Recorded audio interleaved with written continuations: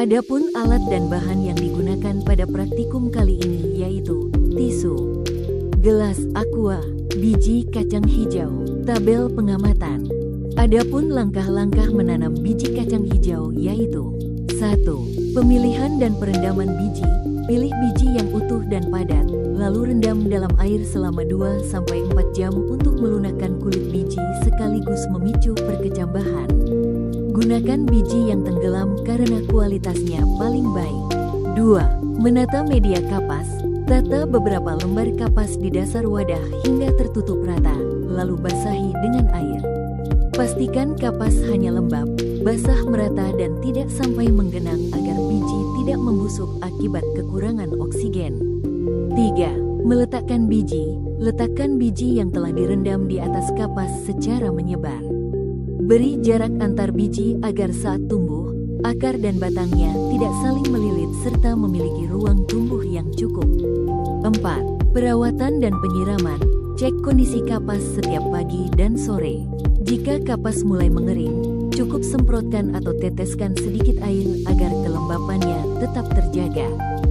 Setelah biji diletakkan di atas kapas basah, terjadi proses imbibisi di mana biji menyerap air secara masif. Hal ini membuat ukuran biji membengkak dan menjadi lebih lunak.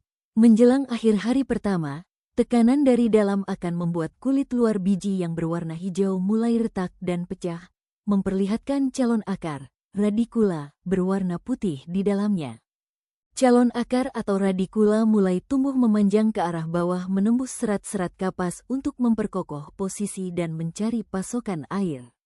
Pada saat yang sama, batang muda juga mulai sedikit muncul dan mulai mendorong keping biji ke atas permukaan kapas. Pertumbuhan batang, hipokotil, mengalami percepatan yang sangat signifikan, mengalami pemanjangan yang dramatis. Batang akan terlihat melengkung seperti huruf U terbalik saat berusaha menarik keping biji ke atas.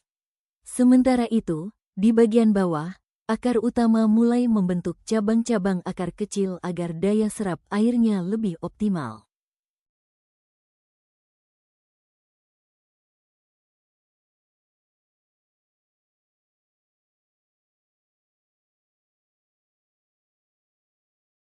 Batang tumbuh semakin tinggi dan mulai meluruskan diri secara vertikal. Akibat dorongan pertumbuhan ini, kulit biji berwarna hijau yang melapisinya akan terkelupas dan jatuh dengan sendirinya. 2 keping biji, kotiledon, yang berwarna putih kehijauan sekarang terlihat jelas dan mulai sedikit merenggang. Keping biji atau kotiledon terbuka sepenuhnya secara horizontal. Di antara belahan kotiledon tersebut, sepasang daun pertama, plumula, yang masih kuncup dan berukuran kecil mulai muncul dan tumbuh mengarah ke atas untuk mencari sumber cahaya.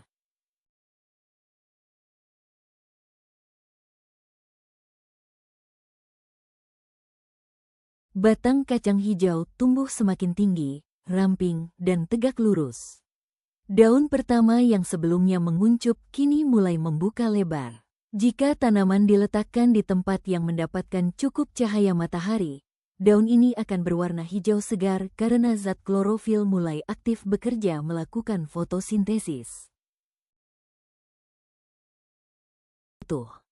Daunnya sudah terbuka lebar sempurna dan berfungsi penuh untuk menghasilkan makanan sendiri. Di sisi lain, keping biji, kotiledon, akan terlihat mulai mengkerut, mengering, atau bahkan terlepas, karena cadangan makanan di dalamnya telah habis terkuras untuk menyokong pertumbuhan tanaman selama seminggu terakhir.